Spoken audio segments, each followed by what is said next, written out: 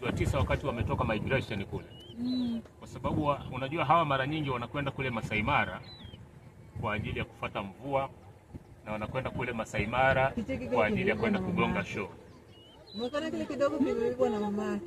Kwa hiyo wakitoka kule Masai Mara wakirudi huko wanarudi wana mimba. Yeah. Kwa hiyo sasa unakuta mara nyingi ukiwa Serengeti mwezi kama wa 9 wa 8 unakuta unaweza ukafika eneo kama hili kukuta nyumbu kama 10,000. Hili eneo lote unakuta limetapakaa ni nyumbu. Kwa hiyo unakuta wengine wanazaa.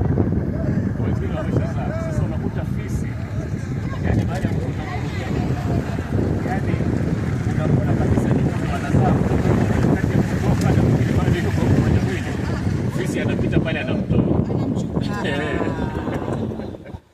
Wageni wao wanasikitika sana. Fisi anakuwa ametenda ukatili. Yaani fisi akiangalia yule ndiye anazaa, anaenda. Akifika pale kamata, anavuta. Hivi simba sio yule kule? Wapi? Pale hivi. Umemwona mwingine? Kama kule. Kwa hiyo fisi